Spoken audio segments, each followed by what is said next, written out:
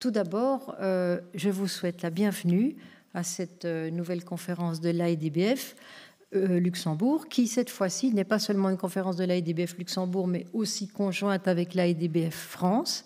Vous ne voyez pas l'AEDBF France, mais eux vous voient, puisqu'ils sont en webinar. Et je pense qu'ils nous voient, ils nous entendent sur leurs écrans. Et donc, je leur souhaite la bienvenue à eux également. Et je suis très heureuse de pouvoir vous accueillir à cette conférence donc AEDBF binationale. Nous sommes aussi très heureux d'accueillir les 4 conférenciers qui ont bien voulu prendre en charge les présentations aujourd'hui sur un sujet extrêmement passionnant, évolutif, moderne, puisqu'il s'agit des actifs numériques et recours aux actifs numériques dans l'industrie de la gestion des fonds d'investissement, comparaison France-Luxembourg. Évidemment, ici à Luxembourg, ce sujet nous intéresse très particulièrement. Alors, je ne vais pas prendre trop du temps des conférenciers parce qu'ils en auront besoin. Je vais juste les présenter brièvement. Alors, comment ça marche ici pour faire le slide suivant? Bon, moi, je ne suis pas douée pour ça. Qu'est-ce qu'il veut bon, Sur la droite? Celui-là? Voilà, comme ça, vous les voyez en photo, mais vous les voyez en vrai, c'est beaucoup mieux. Alors, je commence par la droite, Hubert de Vauplan. Hubert de Vauplan est avocat associé au cabinet Kramer-Levin à Paris. Il y dirige l'activité des FinTech et Regulatory. Il y aurait beaucoup à dire sur toutes ces activités, mais il est très spécialisé en droit, autant en droit européen qu'en droit français, en matière de réglementation des services bancaires, d'investissement, de paiement, de monnaie électronique, d'asset management. Il travaille beaucoup dans les domaines de la FinTech, les blockchains et les actifs numériques. Donc, il y a développé une très forte expertise qu'il va nous partager aujourd'hui. Vous pourrez le rencontrer dans ses nombreuses chroniques et publications dans les revues juridiques. Je vais abréger. Il est aussi expert auprès de l'AMF, de la Banque mondiale, de la Commission européenne et de la Banque centrale européenne. Il a présidé le groupe de travail du Haut Comité juridique de la Place de Paris, que vous connaissez sûrement. Il y a publié plusieurs rapports. Enfin, il enseigne le droit bancaire à l'Institut d'études politiques de Paris. Voilà. Alors, je vous présente également à sa droite Madame Fanny Thomas, qui, elle, nous vient de chez KCIS à Paris. Elle est responsable juridique et elle supervise la mise en place des relations contractuelles entre KCIS et ses clients. Elle accompagne les équipes dans le cadre de la création des nouveaux produits. Elle coordonne une équipe mutualisée Crédit Agricole et SA droit des cryptoactifs, ainsi que le hub digital de KCIS. Donc, elle est également une grande experte et elle a une très bonne expérience pratique dans la matière qu'elle va nous présenter. Elle a aussi supervisé le dossier d'enregistrement.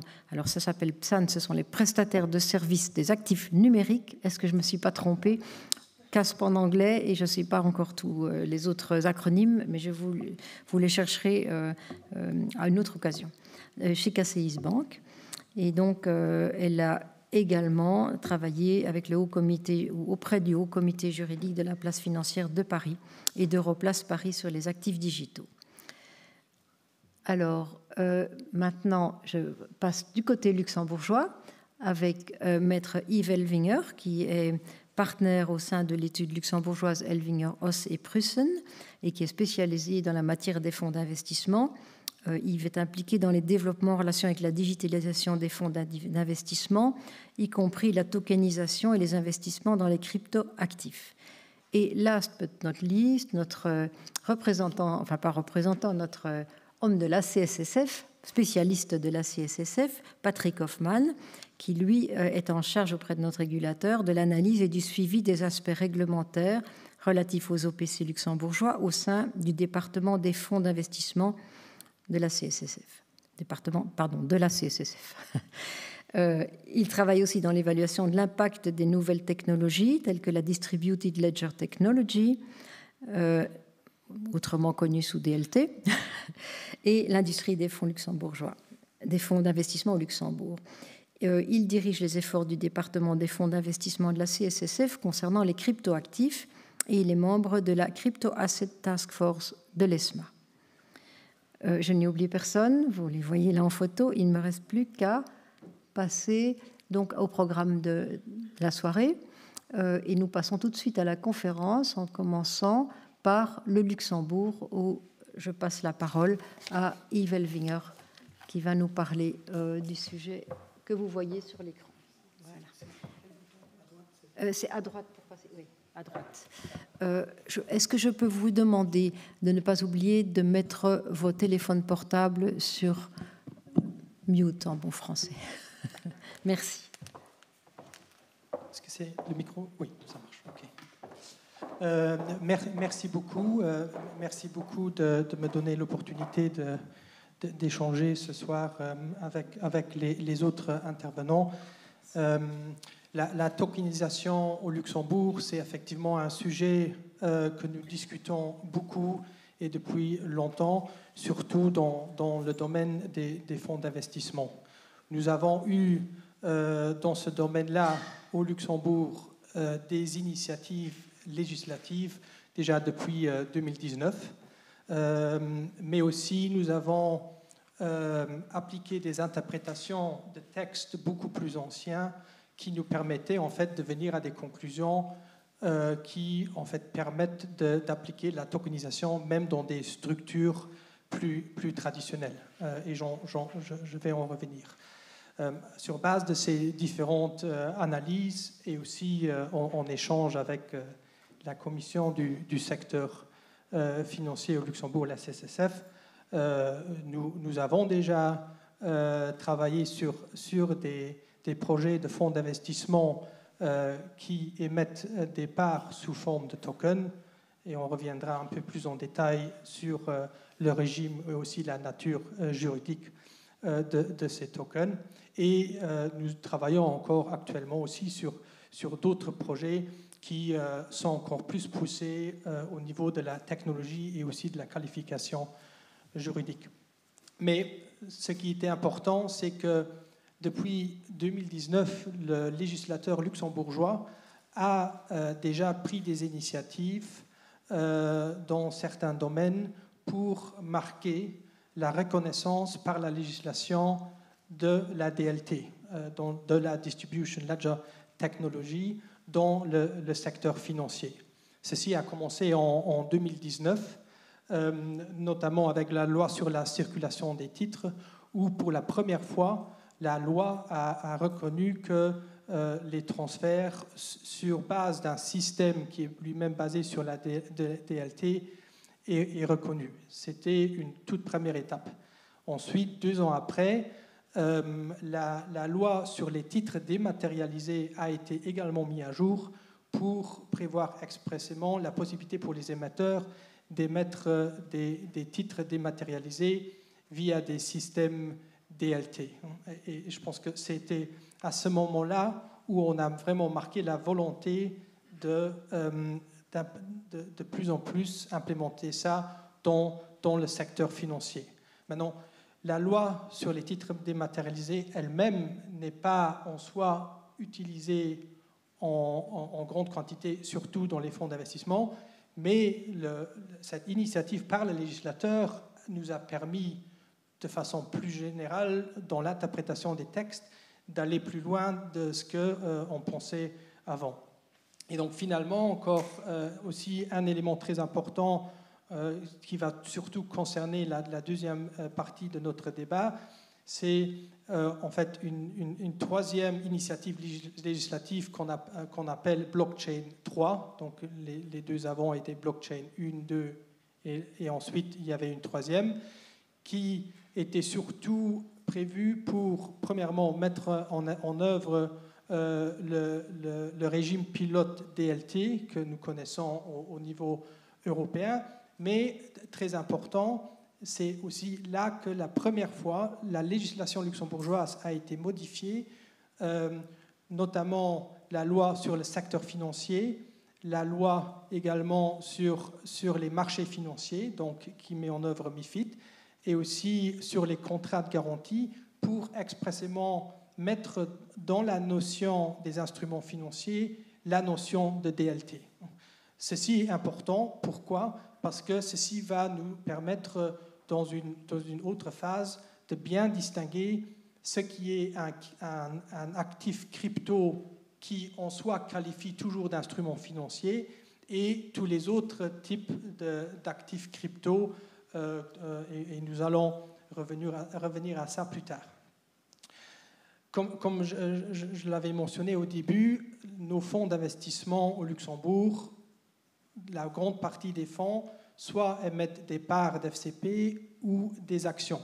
Il est possible d'émettre des titres dématérialisés, mais la pratique du marché ne va pas dans ce sens. Donc, les acteurs du marché, en fait, avec les titres dématérialisés et la possibilité d'utiliser la DLT, ne voyaient pas vraiment comment l'implémenter sous cette forme-là. Et donc, nous avons fait une analyse plus poussée de la loi sur le droit des sociétés commerciales au Luxembourg, qui date de 1915, qui a été modifiée à plusieurs reprises. Et nous nous sommes posé la question, est-ce qu'avec cette loi à la base, qui ne prévoit pas la possibilité de recourir à des systèmes de DLT, est-ce que néanmoins nous pouvons argumenter que la loi ne s'oppose pas à un usage d'une telle technologie? Et effectivement, différents cabinets au Luxembourg sont venus à la conclusion que, effectivement, la loi sur le droit des sociétés commerciales, telle qu'on la connaît aujourd'hui, premièrement, ne s'oppose pas à ce que des actions nominatives soient en fait émises sous forme de la DLT, et ceci combiné avec le principe de la liberté contractuelle et le principe de la neutralité au niveau technique de l'interprétation des textes par rapport à la technologie, on est venu à la conclusion que, effectivement, même des actions sous le droit des sociétés, donc des actions nominatives, théoriquement même aux porteurs, mais c'est moins relevant, peuvent être émises sous la DLT. Évidemment, un autre élément à prendre en compte, c'était si j'utilise des systèmes comme la DLT, évidemment, je dois m'assurer que je me conforme à toutes les exigences qui se trouvent dans le droit des sociétés. Par exemple, un débat était sur le registre des actionnaires. Il y a une disposition dans la loi qui dit que le registre des actionnaires doit être disponible au siège. Est-ce que ceci est compatible avec le fait d'utiliser un système informatique comme la DLT? Et cette analyse, je ne vais pas aller dans les détails, mais a été poussée vers effectivement une conclusion pour dire ça fonctionne effectivement. Et sur cette base-là, nous voyons aujourd'hui des sociétés où les actions sont émises et soit converties ou directement émises sous forme de DLT. Un élément supplémentaire, peut-être juste à préciser, c'est que dans l'appréciation de la forme juridique des différents types de tokens, surtout pour les actions, nous distinguons principalement entre, et ça c'est aussi un peu en acronyme, on parle des security tokens et des tokenized securities. Les tokenized securities sont des titres qui sont traditionnellement émis avec un registre, et ensuite le titre traditionnel, il est converti dans un jeton, donc dans un token. Donc nous maintenons un registre traditionnel dans une première phase pour ensuite émettre une représentation digitale en fait de cette action. Nous avons eu des premiers projets de fonds d'investissement qui opèrent sur ce principe-là, parce qu'en fait ça permet d'un côté de garder l'infrastructure traditionnelle d'un registre des actionnaires et de l'autre côté d'appliquer une simplification au niveau des échanges des tokens au niveau du nomini, ce qu'on appelle le nomini, parce que très souvent, le fonds lui-même, dans le registre, on a un nombre limité d'investisseurs qui ensuite investissent, en fait, acquièrent des parts pour le bénéfice d'autres investisseurs. Et ensuite, on a ce que j'appellerais le vrai security token, et nous travaillons sur des projets également, où en fait il n'y a plus de registre traditionnel du tout, mais effectivement les titres sont tout de suite émis dans la DLT, et donc le registre au sens du droit des sociétés luxembourgeois, c'est en fait la DLT elle-même. Et donc c'est ces éléments-là qui nous permettent de structurer des fonds d'investissement aujourd'hui. Mais effectivement, il y a encore des projets en cours avec certaines complexités supplémentaires. Et tout ça, toujours en collaboration avec la CCSF, avec laquelle on a eu des projets très intéressants et des projets en cours. Et on est assez occupé avec des questions d'interprétation, des questions sécurité IT, des questions de blanchiment d'argent, des questions de responsabilité, de divulgation des informations via les prospectus des fonds d'investissement, et tous ces éléments-là sous l'application des textes que nous connaissons aujourd'hui. Bonjour de ma part aussi, merci Yves. Moi j'essaie de vous donner un peu le point de vue, mon point de vue côté CSSF. Donc, je vais rebondir un peu sur les lois blockchain. Effectivement, comme Yves vient de le dire, les lois blockchain, si on met ça dans un contexte juste fonds d'investissement, c'était un bon signe, bien sûr, du législateur, mais ça n'a pas d'impact direct maintenant sur le monde des fonds d'investissement. Mais le message principal qui reste et qui est important, c'est de dire, en fait, peu importe la forme juridique d'une part, on peut tokeniser des parts nominatives ou bien dématérialiser. Donc, les deux sont possibles. Donc, je veux aussi, encore une fois, confirmer que notre cadre réglementaire, mais aussi la pratique de la CSSF, est basée sur la neutralité technologique. Donc, en principe, peu importe la technologie qu'on utilise pour tenir un registre, ce qui importe, c'est de se conformer aux exigences légales. Donc, ça, pour la question si on peut tokeniser des parts de fonds, oui, c'est absolument possible. Et de ce que j'ai pu voir à travers les différents projets, c'est qu'on n'a pas vraiment identifié d'obstacles juridiques majeurs, ou on n'a pas identifié de points où on ne pourrait pas se conformer à la réglementation parce qu'on avait tokenisé des parts de fonds. Maintenant, peut-être restons sur le modèle donc classique, l'émission de parts nominatives.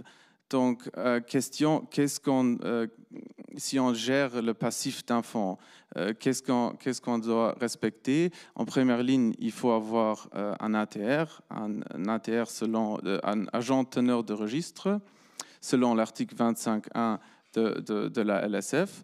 Cet agent de teneur de registre, il va détenir le registre pour le fonds d'investissement, et cette activité est encadrée aussi bien par la LSF que par une circulaire dédiée, la 22-811. Pour complètement un peu démystifier peut-être cette tokenisation, en fait, la tokenisation de parts nominatives d'un fonds d'investissement, ça revient à tenir le registre sur une DLT, au lieu de tenir le registre sur un autre logiciel. Donc finalement, on a le même agrément, on a la même activité, plus ou moins, sauf volet IT, les mêmes risques, et donc on doit remplir les mêmes exigences légales. Juste pour un peu démystifier que ce n'est pas tout à fait un autre métier maintenant. Et aussi, très important, je reprends juste 3 obligations qui incombent dans ce contexte, qui incombent à l'ATR. Donc, premièrement, c'est que l'ATR garde la responsabilité pour ce registre, et il la garde complètement. Ce n'est pas parce qu'on utilise une DLT qui est automatisée que soudainement, il n'y a plus personne qui est responsable. Donc, la responsabilité reste avec une entité centralisée qui est l'ATR. Et très important aussi, l'unicité du registre. L'ATR, qui est inscrit dans le prospectus du fonds, donc qui est mandaté par le fonds d'investissement, il garde tout le registre. Donc, il peut déléguer certaines activités à d'autres entités, mais il a à tout moment, en fait, une vue d'ensemble du registre. Et troisième point, aussi assez critique, c'est parce qu'on voit aussi des projets où il y a une tokenisation de parts d'OPC sur une blockchain publique. En fait, il faut toujours assurer la confidentialité des données par rapport aux investisseurs. Donc, pas parce que c'est une blockchain publique, on peut juste laisser les données visibles au grand public dans cette blockchain publique. Donc, il faut trouver des solutions pour justement anonymiser ce genre d'informations sur des blockchains publiques. Et peut-être pour finir sur ce point, qu'est-ce qu'on voit en pratique? On voit effectivement beaucoup d'hétérogénéité dans ces projets. Donc, on a des émissions natives, on a des émissions non natives, on a des projets de blockchain privés, on a des projets de blockchain public. Donc, actuellement, il n'y a pas de pratique de marché, on peut dire, tout le monde va vers ce sens-là. On voit plutôt vraiment des projets assez différents.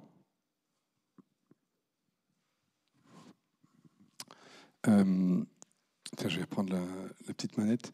Je m'aperçois en vous écoutant qu'il faut mettre le traducteur en marche entre le français luxembourgeois et le français français, puisque on a des termes qui veulent pas dire la même chose. On en parlait un petit peu tout à l'heure. Vous parlez parfois de titres d'actions, de parts, de CVM et de titres dématérialisés. En fait, chez nous, on ne fait pas cette différence. Tous les titres sont dématérialisés. C'est-à-dire que depuis la dématérialisation des titres en 1983, il n'y a plus de choix. Donc on n'a pas soit une forme nominative, soit une forme dématérialisée. Tout est dématérialisé. Et donc on n'a pas que les questions de corporate, de droit des sociétés que vous êtes posées sur la tenue du registre, etc. Bon. Donc c'est amusant parce que c'est quand même les mêmes sujets, mais on n'y répond pas exactement pareil. Donc on a tous fait des slides assez longs, on ne les passe pas. Ou assez peu, parce qu'on va vous les envoyer, parce que sinon vous n'allez pas beaucoup regarder, nous écouter, mais il y a de la substance, et donc voilà. Donc, ce qu'il faut retenir pour le droit français sur l'aspect régime juridique, j'allais dire, là aussi, on remonte à 2017. 2017, il y a une première ordonnance, et c'est intéressant parce que cette ordonnance, elle vient créer ce qu'on appelle une fiction juridique. Encore une fois, en France, on ne connaît que les titres dématérialisés, donc ce n'est pas une forme de titre, et tous les titres sont inscrits en compte. Et dans cette loi, dans le Code monétaire et financier, on nous dit que le transfert de propriété résulte, le mot est important, de l'inscription en compte. Alors, soit nominatif, soit porteur, mais c'est que des formes. Et donc la première question qu'on s'est posée, les questions autour de la DLT, mais au fait, mon titre, il est inscrit où? Et comment je transfère la propriété? Donc on s'est d'abord posé la question du droit civil, du régime du transfert, ce que vous avez traité par la loi sur la circulation, là, je ne sais pas comment vous l'appelez, mais et un peu la même chose, sauf que nous, c'est notre code monétaire et financier. Et là, on a fait une fiction juridique, parce qu'à l'époque 2017, on ne savait pas très bien, donc on marchait sur des œufs. Donc on s'est dit, c'est pas compliqué, les juristes adorent les fictions, donc on va considérer qu'une inscription dans un registre DLT, c'est comme une inscription dématérialisée, donc sur l'inscription en compte. Donc on a dit, le transfert de propriété d'un titre financier inscrit, d'un titre financier résulte de son inscription dans la DLT. Donc, au lieu de dire que le transfert de propriété résulte de l'inscription en compte, le transfert de propriété résulte de l'inscription dans la DLT. Donc, c'est les mêmes approches, sauf qu'on a d'un côté des titres dématérialisés, une inscription en compte, actif passif, débit crédit, et de l'autre, des transferts de propriété sous forme de l'inscription dans le registre.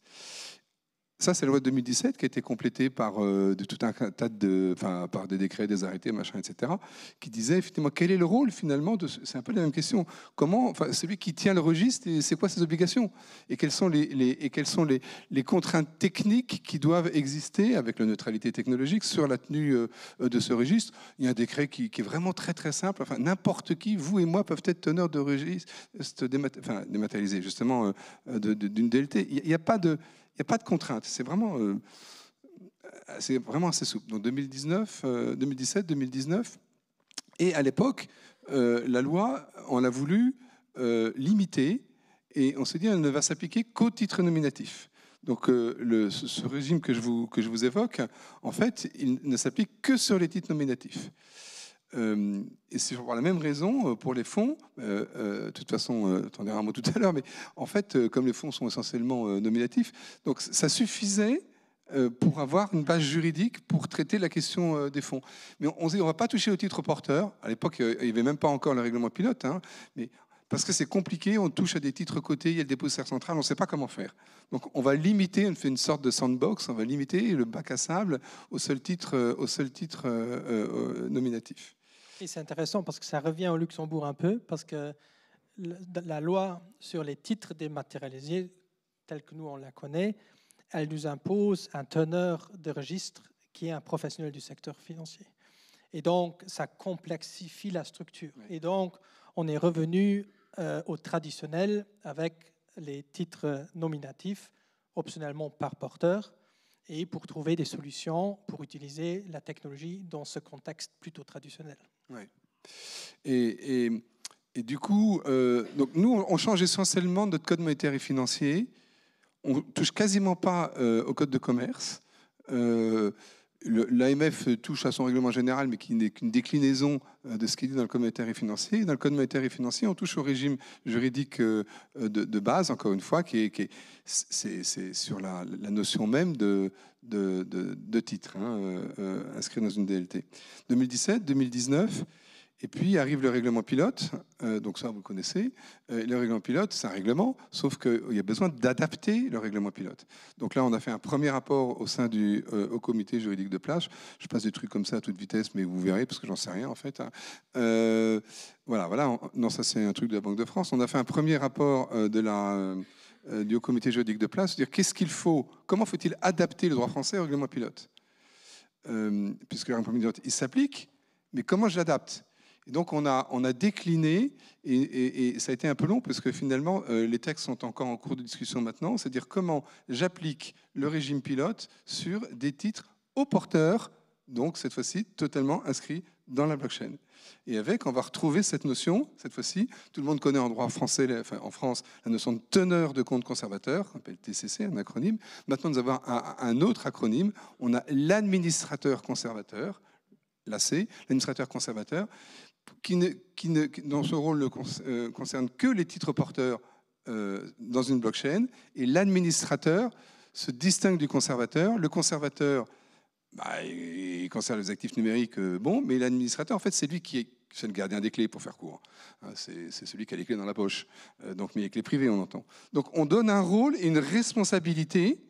Et ça, c'est du droit français, ça ne vient pas du régime pilote. On dit OK, c'est super important les titres porteurs, parce que mais il faut bien qu'il y ait quelqu'un qui joue un rôle de gardien. Et donc on crée un nouveau statut qui est celui d'administrateur de titres inscrits dans une blockchain, et qui, pour faire court, est le gardien des clés, de la clé privée. Et ça, c'est un texte qui est en cours de discussion, un niveau décret arrêté de l'AMF, et qui est justement une transposition. Une adaptation du droit français par rapport au régime pilote.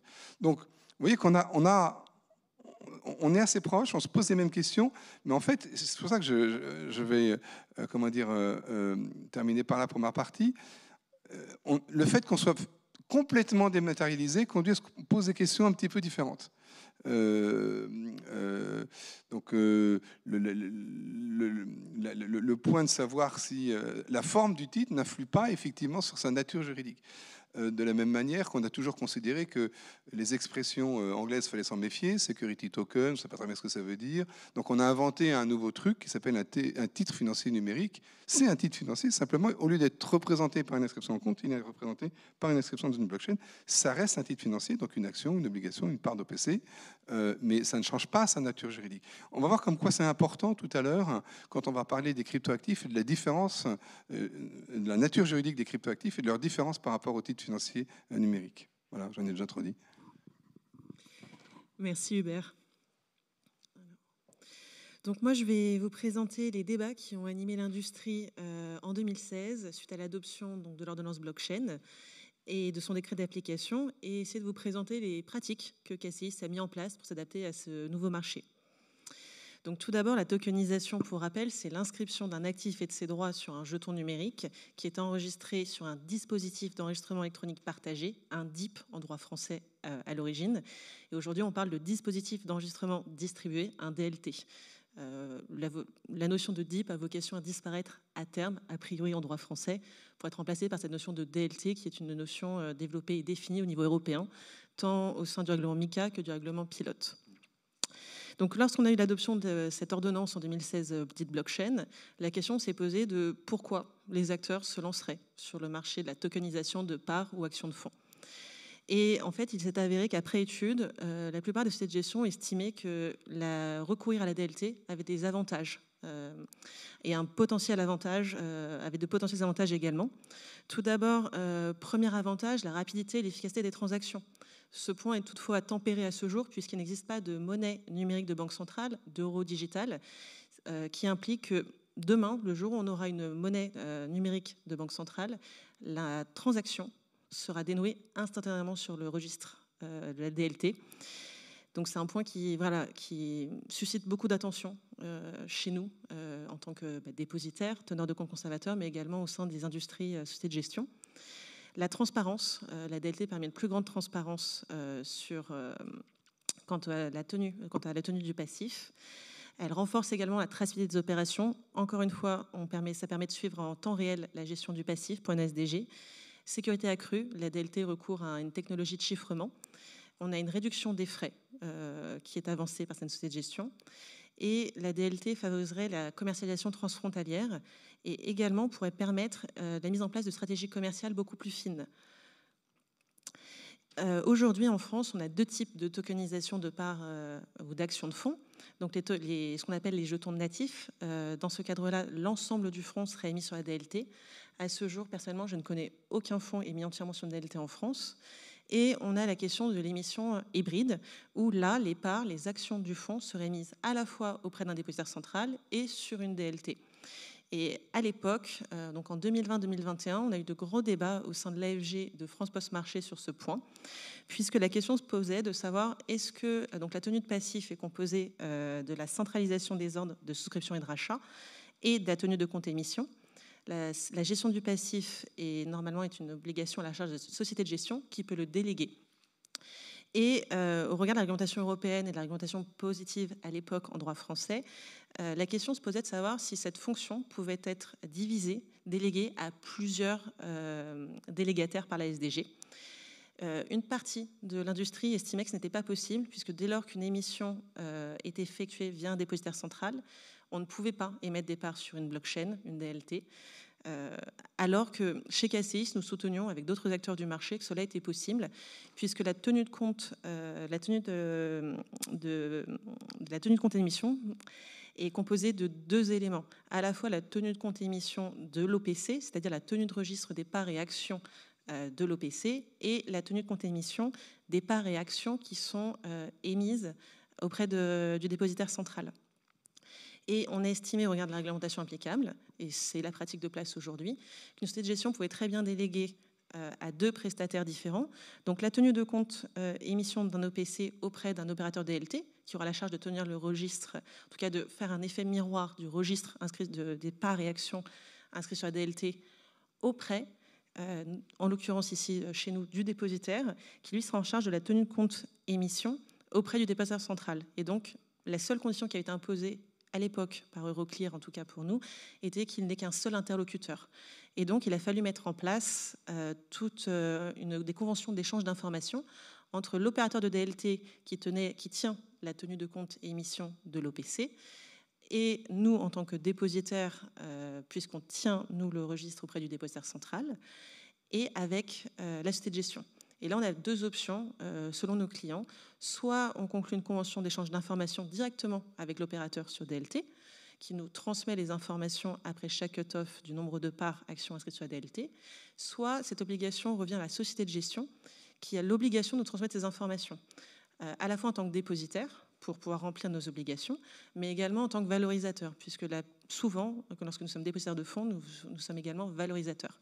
Et on a besoin de ces informations du nombre de parts sur la DLT pour pouvoir valoriser correctement les parts et actions.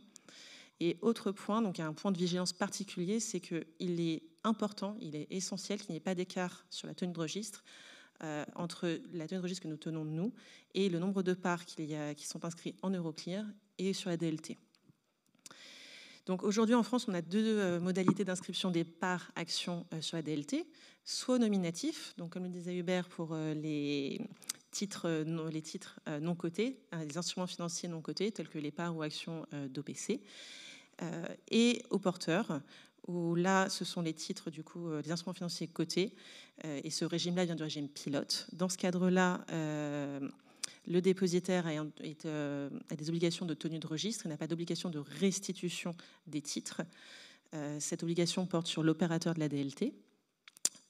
Et au nominatif, de même, le dépositaire n'a pas d'obligation, a une obligation de tenue de registre et n'a pas d'obligation de restitution des parts sur la DLT, inscrites sur la DLT. J'interroge juste une seconde parce qu'on a eu un petit différend entre la France et le Luxembourg il y a quelques années à propos de Madoff sur cette question d'obligation de restitution. Vous savez que nos deux cours suprêmes, Cour de cassation, ont une position divergente, puisque le résultat de cette opération malheureuse de Madoff a conduit à créer une obligation de restitution absolue en droit français. C'est pas une bonne chose. Là, votre cour a été plus... attentive à cette obligation. Donc, les dépositaires font très, très, très attention. C'est un sujet très, très chaud sur cette question. Qu'est-ce qui est lié à cette obligation de restitution? De quoi on parle quand on est sur les titres en DLT? Qu'est-ce que je rends? Je rends les clés d'accès. Mais c'est intéressant sur le rôle de l'agent administratif dans toute cette constellation, oui. Parce qu'au Luxembourg, on avait aussi le débat, l'agent administratif qui a ses propres systèmes de DLT, c'est rare encore aujourd'hui, donc dans la plupart des cas, on a recours à des prestataires de services externes, et au Luxembourg, on a aussi le principe d'avoir un seul agent administratif qui prend la responsabilité. Et il y avait la question...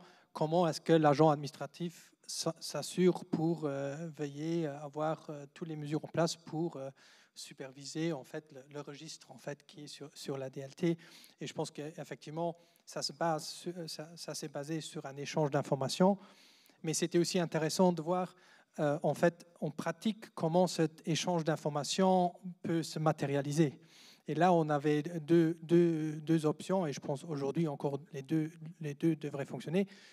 D'un côté, il y avait le principe du mirroring. Donc, en fait, c'est effectivement le prestataire de service qui envoie en permanence des copies de la DLT, ou une autre option qui me semble plus complexe, mais encore plus instantanée, c'était que l'agent administratif lui-même soit partie de la DLT. Donc, techniquement, que l'administration centrale détient un nœud. Pour en fait pouvoir à tout moment avoir accès aux informations. C'est vraiment la même question qu'on se pose. Et avant de basculer sur jeu de mots sur le deuxième partie de notre conférence, moi ce qu'on voit finalement, c'est que de deux côtés, la frontière, le dispositif réglementaire et législatif est en place, permet de faire de la tokenisation du passif. La question, c'est y a-t-il de l'appétit commercial pour la tokenisation du passif? Je suis moins impliqué sur ces questions-là que Fanny. Nous, ce qu'on entend de nos clients, ils disent bon, c'est intéressant, mais enfin, d'abord, ça coûte un peu. Et puis ensuite, la seule chose qui nous intéresse, société de gestion, c'est en fait le marché secondaire. En fait, la seule chose qui intéresse sur la tokenisation des parts d'OPC, c'est est-ce que je peux avoir un marché secondaire dans lequel j'ai un accès direct finalement à mes investisseurs. Parce qu'ils sont tous obligés de passer par les intermédiaires, désolé Fanny, et donc ils disent comment je peux me réapproprier le lien avec les investisseurs via la technologie blockchain. La tokenisation en tant que telle ne m'intéresse pas tant que ça. Bon, peut-être pour la distribution. Mais en fait, le vrai sujet, c'est l'accès à l'investisseur direct et potentiellement le marché secondaire derrière. Et ça, c'est beaucoup plus compliqué pour le coup. Donc ça, c'était pour la partie... Je ne sais pas si tu veux dire un mot là-dessus. Et un autre effet que nous, on voit, c'est surtout aussi l'effet d'une nouvelle génération d'investisseurs. On a une certaine... on voit chez nos clients qu'ils mettent en place des produits qui sont destinés à une certaine génération d'investisseurs plus ou moins jeunes et qui aussi, en fait, sont très liés à la nouvelle technologie, l'usage d'applications pour faire des souscriptions, l'usage d'applications pour même passer tout le processus AML, KYC, et aussi en fait l'accès digital à une panoplie de fonds d'investissement. Donc là, on voit une demande. Je pense aujourd'hui, effectivement, c'est encore assez limité, mais on sent aussi qu'il faut cet effet d'institutionnalisation de tous les opérations pour que ça puisse plus encore se généraliser. Ce qui fait une transition avec notre deuxième partie qui est encore plus embryonnaire, qui est de savoir, bon, sur le passif ça va, mais sur l'actif, qu'est-ce que je peux mettre à l'actif? Est-ce que je peux mettre des crypto-actifs à l'actif de mes fonds finalement? Donc on va en parler. Pour ça, il faut d'abord revenir. Vous avez vu notre plan, on part du droit, après on va du droit général, et après on va sur la partie proprement dite réglementation de l'industrie des fonds. Donc qu'est-ce que c'est qu'un cryptoactif? Est-ce que la définition du cryptoactif permet d'avoir l'actif dans les fonds tels qu'ils sont définis aujourd'hui? Vous savez que par exemple c'est la raison pour laquelle il n'y a pas d'ETF au sens américain du mot, parce que les OPCVM ne peuvent pas avoir de cryptoactifs, sauf pour la partie résiduelle des OPCVM dedans. Donc c'est pour ça qu'il n'y a pas d'ETF de droit européen, et ce ne sera pas possible. Bon. Mais d'abord, c'est quoi un cryptoactif? Alors nous, en France, on avait deux définitions, vous verrez tout ça dans les slides, surtout une qui est intéressante, donc ça c'est une définition qui date de 2019. Et puis, entre-temps, on a MiCA qui est arrivé, qui pose des définitions, mais pas des définitions de droit civil, ce sont des définitions sectorielles. Il ne faut jamais oublier qu'un MiCA, MIF, tous ces trucs-là, AIF, ce sont des textes sectoriels de régime et de statut, mais ce n'est pas des textes de droit civil. Quand vous regardez finalement MIF, elle vous dit ce que c'est qu'un instrument financier, elle ne vous dit pas ce que c'est qu'une valeur mobilière. L'article 44.4 article 42.44 de MIF renvoie au droit national pour définir ce que c'est qu'une valeur mobilière. De la même manière, MiCA nous dit ce que c'est qu'un cryptoactif pour les besoins de MiCA, mais elle ne dit pas ce que c'est qu'un cryptoactif en soi. C'est un bien ou c'est un droit, meuble ou immeuble, corporel, incorporel. Qu'est-ce que c'est? Et de là découle le quoi? Le régime juridique de transfert de propriété, donc de risque, et derrière de nantissement, toutes ces choses-là. Donc ça, il a fallu le créer. Donc, alors même qu'on a admis en droit français depuis 2019 la reconnaissance des cryptoactifs par la loi que vous voyez là, en fait, on l'avait reconnu, on avait donné une définition, mais on n'avait pas donné de régime. Donc il manquait une roue, si vous voulez. C'est-à-dire qu'on savait ce que c'était, mais on ne savait pas comment ça marchait. Alors, on ne savait pas comment ça marchait, ça veut dire quoi?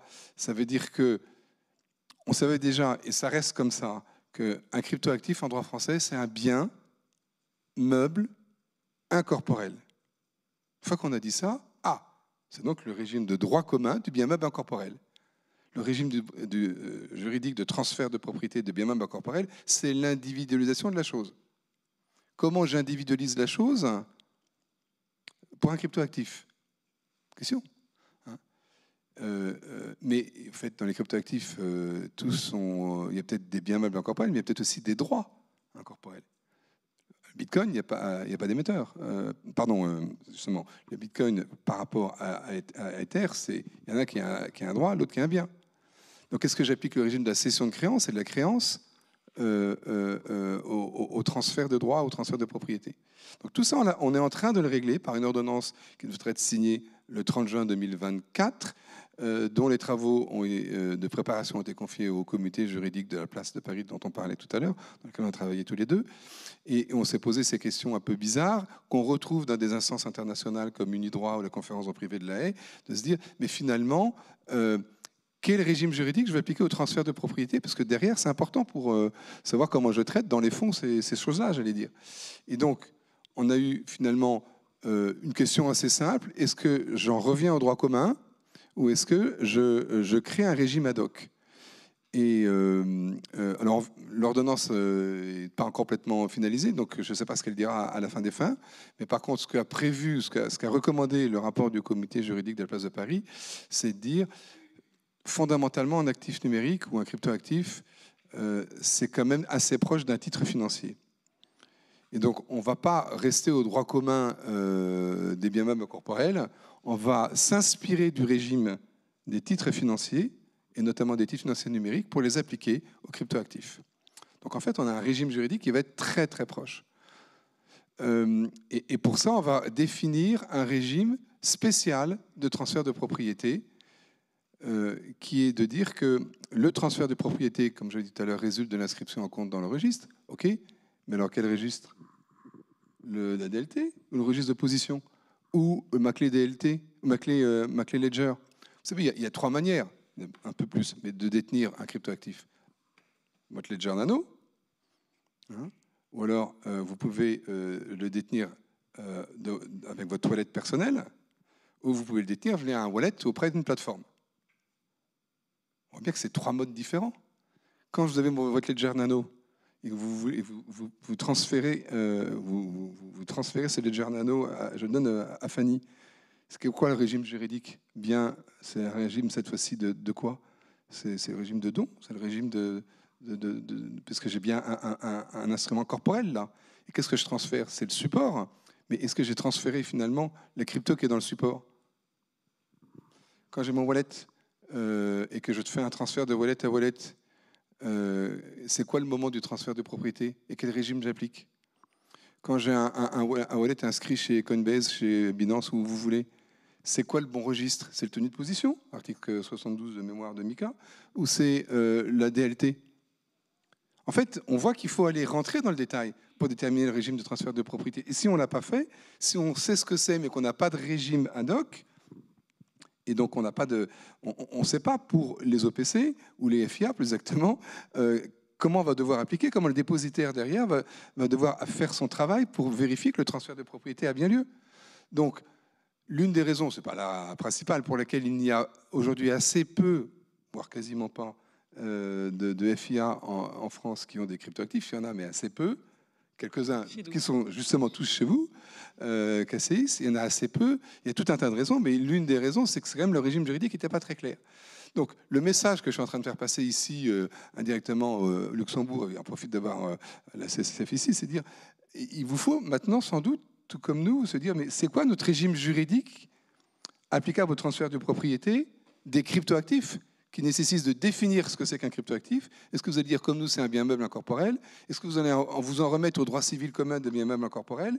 Ou est-ce que vous allez établir un régime spécifique qui s'inspire ou non des titres financiers pour déterminer le moment et la nature du transfert des risques? Voilà, j'étais un peu long, Fanny. Merci Hubert. Alors, moi, je vais continuer cette petite présentation en vous présentant donc l'hypothèse spécifique de l'investissement d'un OPC dans des actifs numériques, des cryptoactifs en France. Parce que oui, on a des vrais problèmes de terminologie aujourd'hui. C'est pour ça que des fois, on a du mal à se comprendre avec le Luxembourg, et notamment avec mes petits collègues basés ici. En France, on parlait d'actifs numériques avec la loi Pacte. On parlera demain avec MiCA de cryptoactifs, et je pense que ça simplifiera les choses aussi dans le cadre des opérations cross-border. Donc un vrai sujet chez nous, chez Cassis, ça a été l'acculturation. L'acculturation à ces nouveaux types d'actifs que sont les actifs numériques, les cryptoactifs, et l'acculturation des rôles que nous pouvons avoir dans le cadre de cette industrie. Puisque Cassis est un dépositaire, mais est également depuis juin 2022 un prestataire de services sur actifs numériques pour le service de conservation d'actifs numériques pour le compte de tiers. Et bien que ça soit la même entité, donc CACEIS Bank, qui cumule ces deux rôles, il y a des obligations à notre charge qui sont différentes. Donc tout d'abord, en tant que dépositaire, donc l'hypothèse où donc un OPC, en France, seuls les FIA, donc les autres FIA, les FPCI et les FPS, peuvent investir dans des cryptoactifs. Dans ce cadre-là, nous, en tant que dépositaire, on a une obligation, donc au titre de notre obligation de garde, on a une obligation de tenue de registre de ces actifs au fond, et on doit vérifier de manière périodique la propriété des actifs numériques détenus par l'OPC sur la base des informations fournies par la société de gestion de l'OPC ou de l'OPC uniquement, puisque de la STG uniquement, puisqu'on n'est que dans le cadre de fonds n'ayant pas la personnalité morale. Sur ces actifs-là, nous n'avons pas d'obligation de restitution à notre charge et nous mettons en place une convention dépositaire avec la société de gestion qui a des fonds investis dans des cryptos. Autre fonction, donc à l'époque, avant que nous soyons PSAN, lorsque les fonds, nos clients, avaient investi dans des actifs numériques, nous devions mettre en place une convention d'échange d'informations avec le PSAN qui conservait ces actifs numériques. Aujourd'hui, CACEIS a ces deux casquettes, donc on ne devrait plus cette problématique d'échange d'informations, puisque ce sont nos mêmes services qui effectuent ces deux rôles. Donc le PSAN, c'est le prestataire de services sur actifs numériques. Il est responsable de la restitution de la maîtrise des moyens d'accès aux actifs numériques déposés sur le wallet du client, sauf en cas de survenance d'événements non imputables au PSAN ou en cas de force majeure. Et dans ce cadre-là, nous mettons en place avec nos clients, donc la société de gestion qui a un fonds investi en actifs numériques, nous mettons en place une convention de conservation d'actifs numériques pour le compte de tiers. Et donc ça, c'est vraiment un élément important puisque il faut vraiment, et j'insiste, et je travaille avec beaucoup de mes collègues chez CACEIS, à une acculturation au sein de CACEIS, du groupe CACEIS, mais également de Crédit Agricole, sur ces deux rôles différents qui impliquent des responsabilités différentes et sur le fait que aujourd'hui, on cumule ces deux fonctions, mais il faut faire attention au cadre juridique et aux responsabilités que nous avons, puisque nous n'avons pas les mêmes sur ces deux fonctions. Et donc, j'insiste vraiment là-dessus. Merci, très intéressant. En fait, je vais parler exactement de la même chose, et je pense que sur ce, ça va, merci. Sur ce volet, on est vraiment plus proche au niveau de nos deux juridictions. Donc, le raisonnement au Luxembourg, c'est que si vous êtes dépositaire d'un AIF qui investit directement en cryptoactifs, on a deux réglementations qui sont applicables, et je vais parler dans le futur parce que il faut déjà se projeter à l'année prochaine où il y aura MiCA qui sera applicable.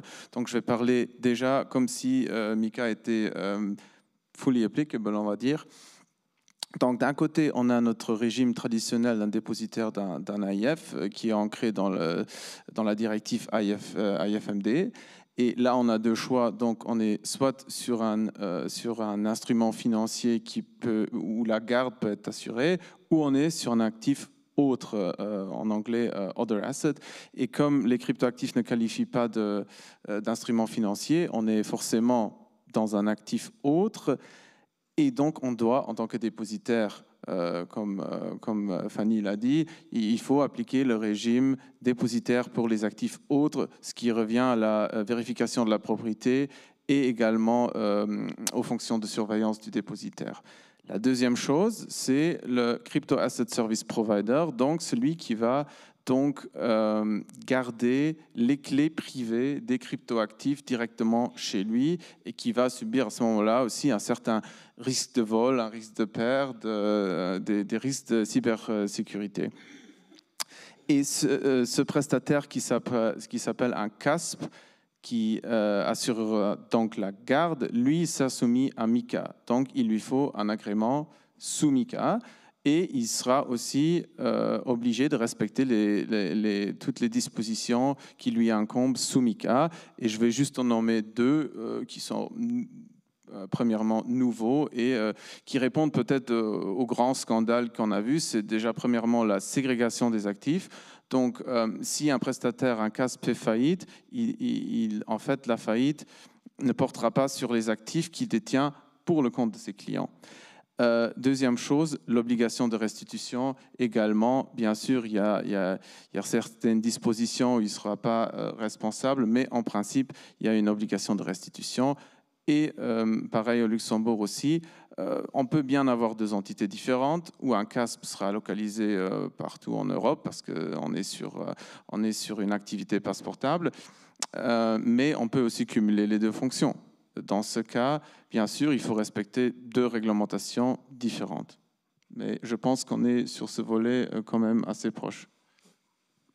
Mais je pense que surtout le débat, et ça c'est intéressant parce que tout le régime réglementaire, en fait, c'est là où tout dépend de la qualification de mon cryptoactif.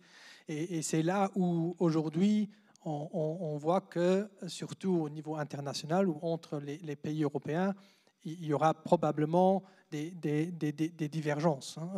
Le Luxembourg, la première fois qu'on a vu, et on ne parle pas dans la loi sur la lutte contre le blanchiment d'argent, on ne parle pas de cryptoactifs, mais on parle en fait d'actifs virtuels. Donc encore une notion, pas tout à fait en ligne avec ce qu'on voit par exemple sous MiCA, mais ça a trouvé au Luxembourg un peu son origine et c'est très vague.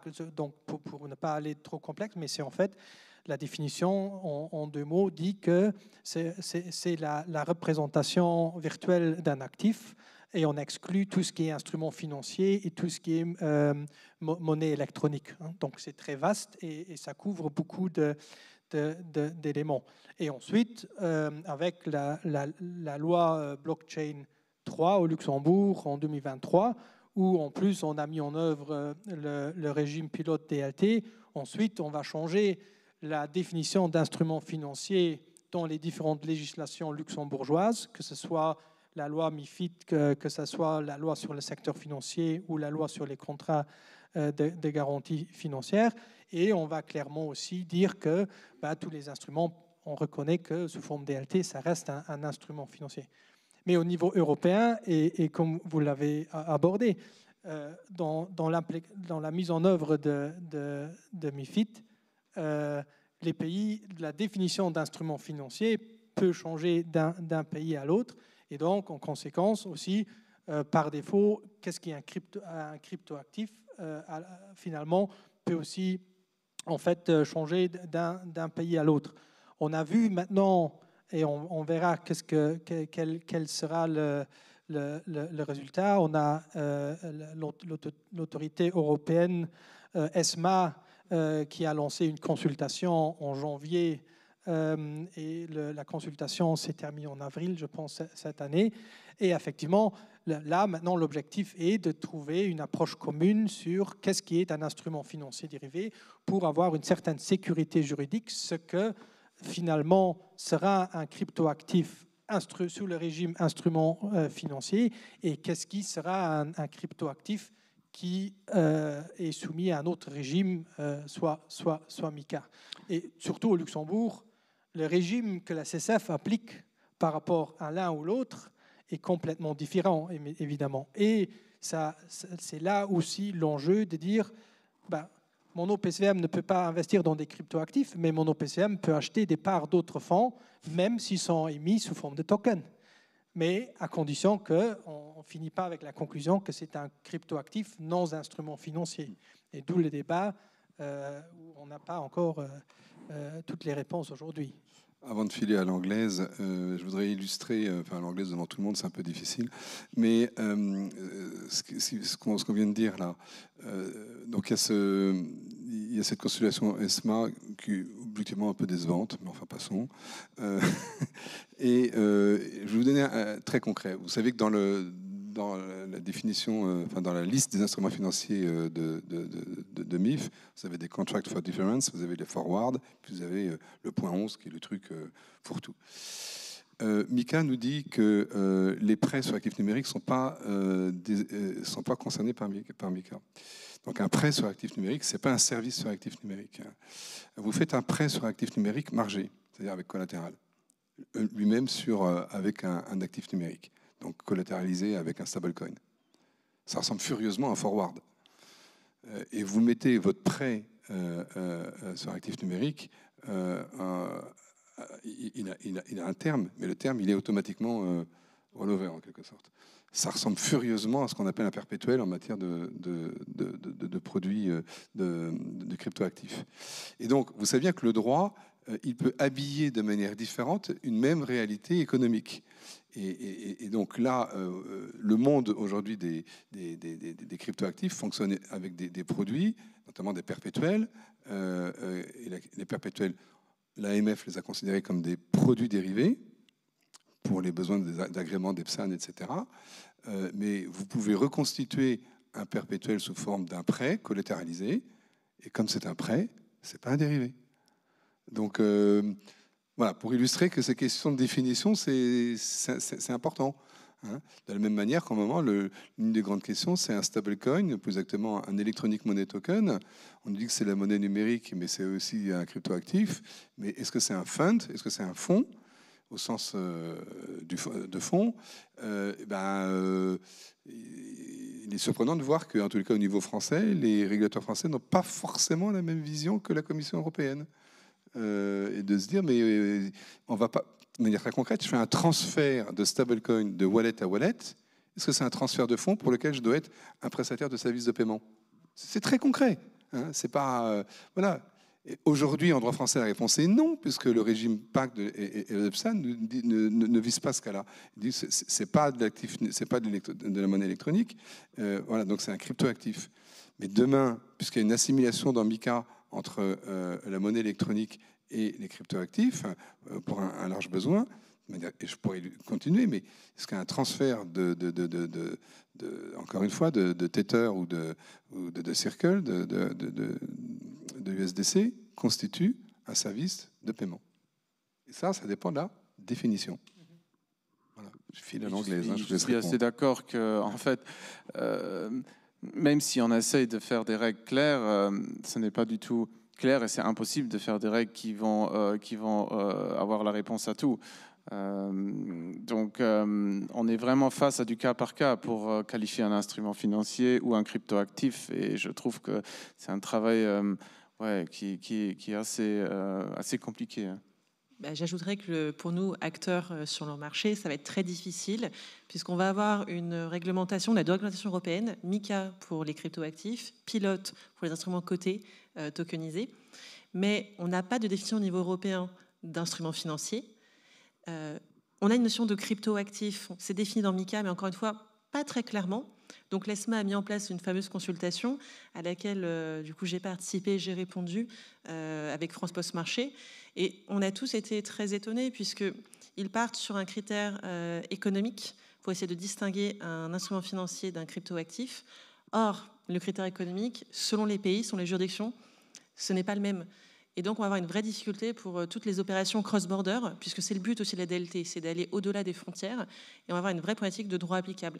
Et le vrai enjeu pour nous, acteurs aujourd'hui, peu importe, donc dans l'univers des fonds d'investissement, mais plus généralement sur les cryptos, ça va être de pouvoir de qualifier un actif. Est-ce qu'il s'agit d'un instrument financier ou d'un cryptoactif? Et ça va être un gros travail pour nous, fonction juridique. Et ça va nécessiter également, à mon avis, beaucoup de legal opinion entre le 30 décembre 2024 et le 30 juin 2026, pour une période transitoire, puisqu'on va avoir le régime MiCA qui va entrer en application, mais les droits nationaux, les régimes nationaux vont continuer, vont perdurer. Et dans ce cadre-là, lorsque nous aurons des émissions de cryptoactifs sous MiCA, aujourd'hui KCIS n'est PSAN, est-ce que nous pourrons conserver ces cryptoactifs? Si oui, comment? Ou devrons-nous attendre d'avoir un agrément MiCA? C'est toute la question. Vraiment, il y a beaucoup d'enjeux aujourd'hui et malgré une harmonisation au niveau européen, on se rend compte que c'est de nouvelles questions qui se posent. Il y a du travail sur la planche. On risque de revenir pour une prochaine table ronde. Je ne sais pas si vous avez des questions.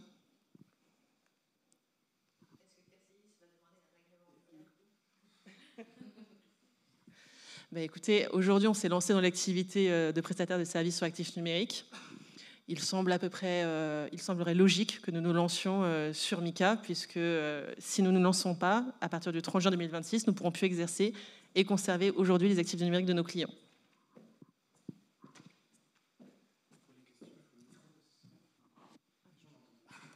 Veuillez m'excuser. Alors la question était de savoir si KCIS voulait se lancer sur l'agrément MiCA.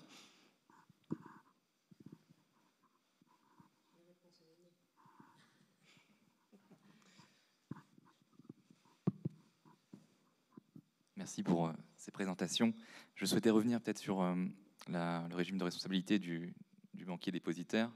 Fanny nous l'a expliqué, en France, quand on cumule celui de PSAN et de banque dépositaire, on peut quand même encore limiter la responsabilité de restitution aux clés. Alors, pour le PSAN, oui, et pour le dépositaire, c'est parce qu'on est dans le cadre des autres FIA ou du FPS, enfin des FIA, qu'on a des exonérations de responsabilité sur la restitution. On serait dans le cadre... Alors aujourd'hui, ce n'est pas possible par réglementation française, mais si des OPCVM pouvaient investir dans des cryptoactifs, là, on aurait une obligation de restitution. Mais encore une fois, ce n'est pas le droit positif. Seuls les FIA peuvent investir dans des cryptos et dans une part limitée à l'actif. Quand je m'adresse à mes presque compatriotes luxembourgeois, est-ce que ce régime de responsabilité est semblable exactement pour la restitution au Luxembourg?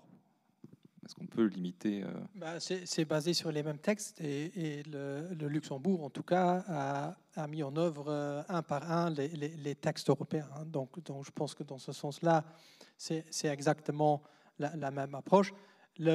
L'élément clé, et c'est ça où on a discuté sur quel type de cryptoactif il s'agit. Parce que si finalement, quand c'est un cryptoactif traité qui qualifie d'un instrument financier, de nouveau, dans ma qualification, je serais en fait dans une autre catégorie. Parce que dans ce cas-là, je ne serais pas dans la catégorie other assets, comme on l'appelle, mais plutôt dans le type d'instrument qu'on peut enregistrer en compte, etc. Donc, la qualification du cryptoactif lui-même va en fait avoir un impact, comment je le traite d'un point de vue responsabilité de la banque dépositaire. Merci. Oui, je peux aussi peut-être ajouter un élément parce que c'est écrit aussi dans une FAQ qu'on a. En fait, la responsabilité des cryptoactifs, ça va changer avec le régime MiCA parce qu'actuellement, on est à un régime qui s'appelle VASP et le point de la responsabilité n'est nulle part traité en fait dans ce régime VASP. Donc, la seule responsabilité, si vous avez une entité VASP, vous gardez des clés privées pour un client qui peut être, dans ce cas-là, aussi un fonds d'investissement. En fait, vous faites un contrat et vous avez une responsabilité de lui restituer en fait ces cryptoactifs, mais sur une base de la loi civile, sur une base contractuelle. Il n'y a pas de loi du secteur financier qui actuellement prévoit une telle obligation de restitution. Mais avec MiCA, justement, ça va changer parce que là, on a un article, il limite, je pense aussi de mémoire, dans des cas de force majeure, etc. Mais bon, la base est quand même que vous avez une obligation de restitution, mais au niveau du Crypto Asset Service Provider, au niveau du CASP. Comme on parle de Other Assets, au niveau du dépositaire même, là, vous êtes dans un régime de responsabilité limitée. Merci. Je m'en permets juste une deuxième question, parce que quand vous avez évoqué avant la distribution de parts de fonds tokenisés, un des freins au Luxembourg, c'est forcément la publication d'informations relatives aux investisseurs. Est-ce qu'on pourrait la contourner, comme on la contourne d'une certaine manière aujourd'hui, avec une obligation, avec les accords de tous les investisseurs? Ça, c'est une bonne question. Je connais vraiment pas la réponse, mais juste comme ça, je pense qu'il y a d'autres manières quand même d'éviter que les noms soient dedans. Par exemple, une codification, et vous, en tant qu'entité qui a la responsabilité sur le registre, vous avez en fait, vous savez réconcilier entre des chiffres anonymisés et vos investisseurs, par exemple. Je pense qu'il y a quand même des possibilités pour justement se conformer à cette obligation. Merci. Alors, moi, je voudrais revenir à la question que vous avez traitée juste avant, c'est la responsabilité de la banque dépositaire. Est-ce que, d'une façon un peu plus basique, j'avais retenu qu'il y avait une responsabilité, une obligation de résultat, et dans certains cas, lorsqu'il s'agit d'instruments financiers, une obligation de moyens lorsque les instruments, enfin les biens déposés sont dématérialisés, par exemple, ou ne sont pas des instruments financiers. Est-ce que pour les comment est-ce que vous traduisez ça avec les cryptoactifs? Ou est-ce qu'il y a quelque chose qui m'a échappé là? Je ne vois pas très clair. Je pense qu'on raisonne dans le monde des fonds alternatifs, hein, parce que je pense que le monde des OPCVM, de toute façon, on ne pourrait pas, en tout cas pour le moment, avoir une hypothèse où on investit dans des cryptoactifs. Hein. Donc, dans le monde alternatif, on a le cryptoactif qui est un instrument financier, et on peut avoir des cryptoactifs qui ne sont pas des instruments financiers, donc c'est tous les autres cryptoactifs. Et tout ce qui, en tout cas sur base des règles actuelles, tout ce qui tombe dans les catégories instruments financiers, d'un point de vue responsabilité, on ne traite pas différemment qu'un fonds investi dans une autre part d'un OPC, une part émise traditionnellement, ou que mon fonds investit dans une part d'OPC tokenisé, ça va être exactement le même régime de responsabilité, en tout cas sur base des textes actuels. Par contre, là où on est, et ça c'est une position, actuellement ça se base sur les FAQ de la Commission, qui dit si mon fonds alternatif, dans la mesure qu'il puisse le faire, investi dans des cryptoactifs non instruments financiers dérivés, alors effectivement, au niveau de la catégorisation, on tombe plutôt sous les autres actifs d'un point de vue régime banque dépositaire. Et là, on n'a pas une obligation de restitution, mais on a une obligation de vérification de la propriété, etc. Et la Commission, dans cet FAQ, reconnaît aussi le fait que la banque dépositaire, elle puisse en fait avoir recours à des prestataires de services qui offrent des services de wallet, hein, donc de portefeuille virtuel, et dans ce cas-là, exclut aussi la responsabilité de la banque, à condition qu'elle prenne les diligences nécessaires en termes de vérification de la propriété. Et là, on est effectivement, alors ça se traduit par un régime d'obligation de moyens. Oui, voilà, c'est un régime d'obligation de moyens, comme tu dis. Mais ce qui est aussi important dans ce cadre, c'est vraiment de faire sa diligence sur le prestataire. Si on a deux acteurs du secteur financier réglementé, on a une société de gestion, on a un fonds, on a une banque dépositaire. Donc c'est très important aussi de faire sa due diligence sur justement l'entité qu'on choisit. Hein. Ça, c'est, je pense, le premier step avant qu'on choisit un prestataire.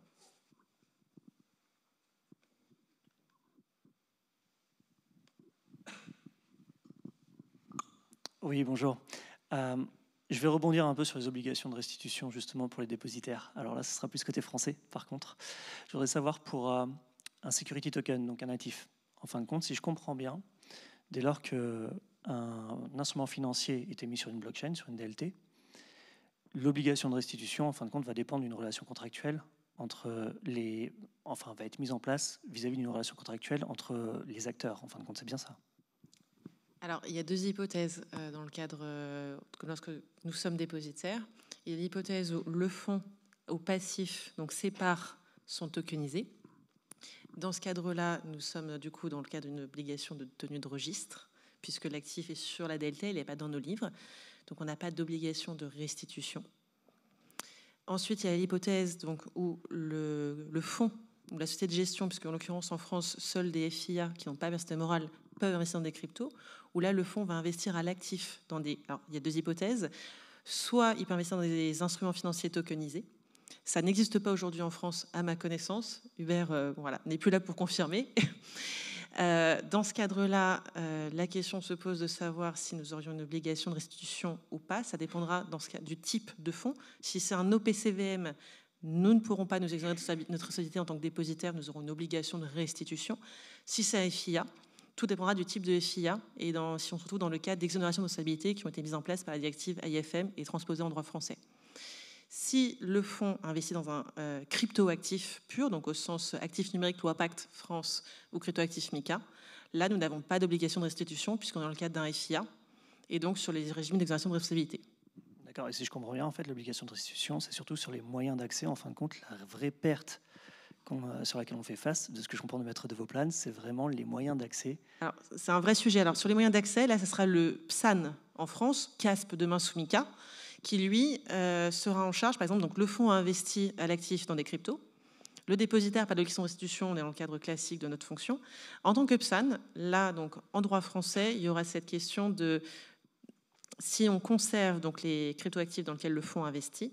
Aujourd'hui, on n'a pas d'obligation de restitution telle quelle de l'actif parce qu'on n'y a pas accès, c'est sur la DLT. Par contre, donc on n'y a pas accès, mais dans l'hypothèse où il y aura un cas de force, on est obligé de restituer de la maîtrise d'accès, donc les clés. La question se pose, c'est quoi détenir les clés aujourd'hui? Comment on indemnise?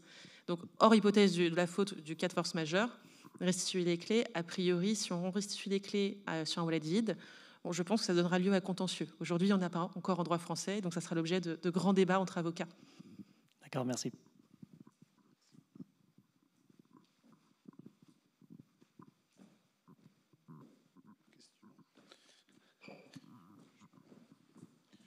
Je tends le micro à la présidente.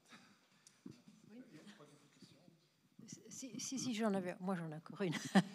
En fait, je me suis demandé en vous écoutant, toutes ces, notamment sur la matière de la tokenie, comment dirais-je, sur le côté passif. Hein. Comment est-ce qu'on concilie cette tokenisation et cet usage de la DLT avec toutes les règles anti-blanchiment? Est-ce que ça pose des problèmes spécifiques? Comment est-ce qu'on les résout? Parce que c'est un peu, pour moi, c'est un peu dans le brouillard tout ça. Et je sais que, si on utilise la DLT, ça favorise l'anonymat et donc ça favorise c'est probablement difficilement compatible avec l'application de toutes les règles anti-blanchiment. Mais est-ce que vous avez déjà une vue là-dessus? Nous, on travaille actuellement sur des... Parce que, et là encore, on a, sur ce volet-là, sur les projets de fonds d'investissement qui sont déjà mis en œuvre aujourd'hui, on applique plutôt le principe où on émet une part traditionnelle et ensuite on la convertit en fait dans un instrument digital. Donc la tokenisation a lieu plus tard. Et dans ce contexte-là, d'un point de vue vérification et lutte contre le blanchiment, on suit en fait les processus standards au niveau de l'agent administratif. Il y a les vérifications qui sont faites comme on les connaît aujourd'hui. Maintenant, effectivement, dans la prochaine phase sur laquelle on travaille avec beaucoup d'intérêt, c'est en fait, effectivement, on va arriver à un stade où en fait, la vérification anti-blanchiment se fait déjà tout de suite dans le passage de la DLT. Et effectivement, avec des clients, on a mis des processus en place où en fait, l'accès à la plateforme digitale est toujours encore conditionné à l'identification de l'investisseur. Donc on a un processus avec des clients qui ont travaillé sur des processus spécifiques qui sont adaptés à cette digitalisation. Oui, je peux peut-être ajouter ici qu'en fait, si vous faites une émission de part d'OPC, il ne faut pas directement comparer cette émission maintenant à du vrai cryptoactif comme du Bitcoin, par exemple. En fait, vous allez utiliser une blockchain, mais votre émission, vous êtes émetteur du fonds d'investissement, et en tant qu'émetteur, vous aurez quand même le contrôle sur votre émission. Donc, vous allez décider qui peut acheter et qui peut transférer ce fonds d'investissement. Un exemple, si vous êtes détenteur d'une part de fonds d'investissement tokenisé, ça ne veut pas dire que vous pouvez demain l'envoyer à votre cousin. En fait, vous pouvez uniquement l'échanger, si c'est possible, avec des personnes dites whitelistées, donc qui ont déjà fait un KYC auprès de l'agent déteneur de registre et qui ont donc accès à cette émission, on va dire. Donc, avec des instruments financiers numériques, comme on les appelle, on a quand même un régime où on a généralement tout le contrôle sur cette émission. et c'est pas transférable librement comme un Bitcoin ou un Ethereum qu'on peut envoyer à toute personne qui a accès à un wallet. Je confirme. Je pense que le véritable enjeu aujourd'hui en matière de lutte anti-blanchiment, alors pour en échanger beaucoup avec mes collègues de la compliance, ça va être vraiment sur ce qui est cryptoactif pur au sens MiCA, où là, évidemment, quand un cryptoactif arrive dans un wallet, on n'a pas tout l'historique précédent. Maintenant, il y a des prestataires qui ont développé des logiciels de criblage de transactions, inspirés des outils de criblage en matière d'instruments financiers, pour pouvoir remonter par une technique de faisceau d'indices sur les propriétaires précédents des dits cryptos. Oui, je me demandais si ce n'était pas cet aspect, en fait, la difficulté liée au fait que ces nouvelles technologies sont difficilement, on ne voit pas très bien comment les prestataires de services, les banques dépositaires, en fait, les émetteurs de parts ou les teneurs de registres peuvent satisfaire aux obligations professionnelles de lutte contre le blanchiment. Et est-ce que c'est pas ça qui est l'explication, qui explique le fait que les banques sont quand même relativement timides pour entrer dans cette activité? Je pense que je suis tout à fait d'accord. Et les aspects AML, c'est juste un volet. C'est toute une approche d'une volonté de prendre un certain risque en allant sur un nouveau marché, dans un nouveau type d'actif. Et effectivement, il y a 2 ans, au Luxembourg, il y avait juste une banque qui le faisait. Aujourd'hui, je pense qu'il y en a un peu plus, mais ce n'est pas encore, c'est encore loin d'être généralisé. Et effectivement, je pense qu'il y a cette prudence-là sur la place quand même qui fait que ça évolue assez lentement. La même chose pour les fonds d'investissement qui investissent dans du cryptoactif non instruments financiers dérivés. Il y en a pas énormément. Pourquoi? De nouveau, parce qu'il faut les bons prestataires de services. Il faut, au niveau du gestionnaire, donc l'AIFM, au Luxembourg, il faut aussi une licence spécifique qui s'appelle Virtual Assets.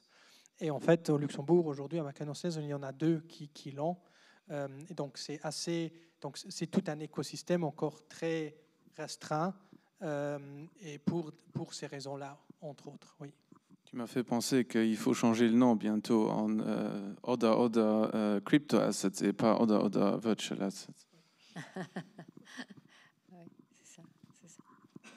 Et quels sont les avantages alors? Qu'est-ce qui pourrait faire que les choses vont changer? Est-ce que c'est l'aspect coût qui va favoriser l'évolution ou l'attrait de cette nouvelle technologie ou Parce que, mon Dieu, c'est pas parce qu'il y a une nouvelle technologie qu'il faut l'utiliser si elle n'a pas d'autres avantages. Je pense que ce qui changera vraiment la donne, en tout cas pour la tokenisation de parts de fonds, d'actions de fonds, ça sera le jour où on aura une monnaie de banque centrale numérique.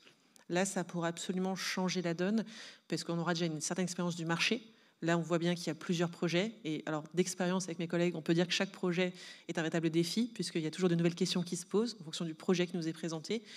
Mais le jour où on aura une monnaie de banque centrale numérique, pour les institutionnels, on pourra dénouer la transaction directement sur la blockchain et il y aura une instantanéité de la transaction, du dénouement de la transaction, entre le règlement et le dénouement. Ce qui permettra du coup limitation des risques de contrepartie, risques de crédit. Et là, il pourrait y avoir un intérêt, en tout cas un intérêt plus grand. Oui, la raison pourquoi nous, on voit arriver des projets, c'est effectivement une volonté d'optimisation des opérations, une accélération des opérations et une réduction des coûts, mais en sachant que les premiers projets ne sont pas c'est pas ceux-là qui vont réduire les coûts. Ça, c'est quelque chose qui va certainement venir plus tard. Et j'ajouterai un point pour parler avec pas mal de nos clients sociétés de gestion. Aujourd'hui, ils ont du mal à attirer une clientèle jeune. Enfin, pour la gestion d'actifs, pour j'allais dire les moins de 30 ans, c'est très obscur aujourd'hui. On n'est plus, voilà, je pense qu'il n'y a plus cette même culture, par exemple, que moi, mes parents pouvaient avoir à l'époque. Et ça peut être un moyen d'attirer cette jeunesse vers le monde, j'allais dire, financier traditionnel.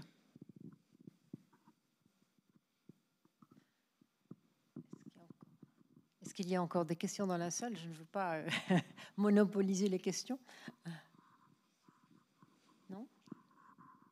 C'est vrai que c'est un domaine nouveau, on est pionnier, c'est encore embryonnaire et on doit assimiler tout cela, donc toute cette richesse d'informations que vous nous avez apportée et puis la richesse de vos expériences. Mais voilà, on est un peu, je ne dirais pas dans la stupéfaction, mais en tout cas dans l'admiration certainement, et dans le grand plaisir de découvrir un monde nouveau qui est en train de se créer, qui va aller très vite, je crois. Parce que en fait, quand Hubert nous parlait des premiers balbutiements en 2017, ben, ça fait seulement 7 ans. Et on voit que ça évolue avec une rapidité tout à fait surprenante. Et je pense que maintenant, MICA est arrivé et les choses vont évoluer encore plus vite. Et ce domaine, je crois que nous allons tous être confrontés à ces nouvelles...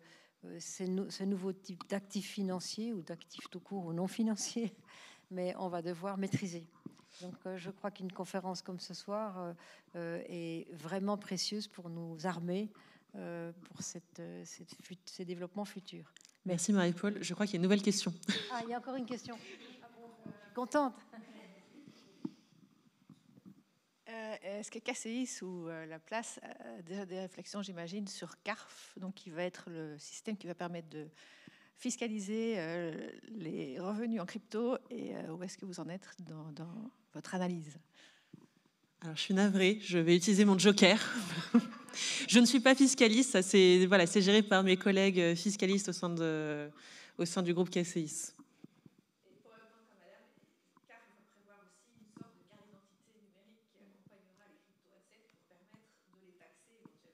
Ah oui, d'accord, oui. On ne sera pas perdu.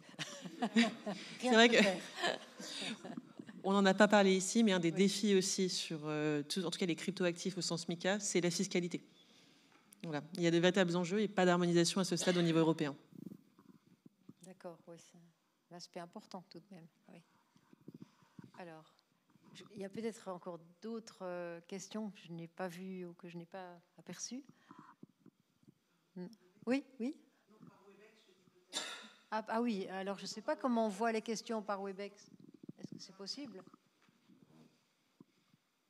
On ouvre les micros et si des gens ont des questions par Webex, ils peuvent les poser. Il faut que tu dises au micro maintenant. Comment on fait? Alors, si les personnes à distance ont des questions, les micros sont ouverts et vous pouvez poser vos questions. Ah.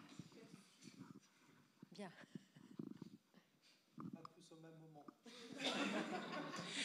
A priori, il n'y a pas trop de questions. Sont-ils déconnectés peut-être?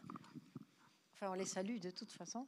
Mais je pense alors qu'on a fait un très beau tour d'horizon grâce à vous. Et je vous en remercie vivement. On est très reconnaissants tous d'avoir appris tellement de choses ce soir et surtout d'avoir exploré un terrain nouveau. Et pour cela, on a besoin d'éclaireurs. Et vous avez été des éclaireurs merveilleux. On vous en remercie. Mais je crois que le parcours n'est pas terminé.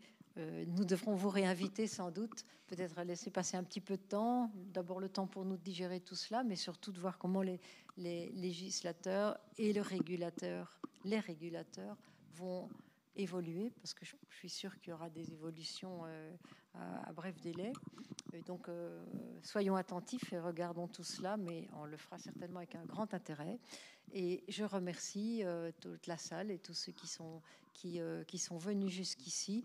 C'est beaucoup mieux de faire tout ça en présentiel. On regrette pour nos amis français qui n'aient pas pu venir aussi loin, mais au moins on est content de les accueillir dans cette salle en virtuel, et encore plus content d'accueillir ceux qui sont ici physiquement et qu'on a le plaisir d'inviter à un petit drink. Je ne peux pas inviter les participants en visuel. Ce serait d'ailleurs méchant de leur montrer cela. Donc voilà, je leur propose de s'abstenir. Mais par contre, vous, n'hésitez pas. Vous êtes invités à une petite soirée, un petit drink de fin de conférence. Mais encore un très, très grand merci à tous ces conférenciers. Et encore une fois, nous sommes pleins d'admiration pour tout ce que nous avons découvert, tout ce que vous nous avez réservé ce soir comme surprise et comme nouvelle comment dirais-je, qui enrichit aussi notre connaissance. Alors, à bientôt.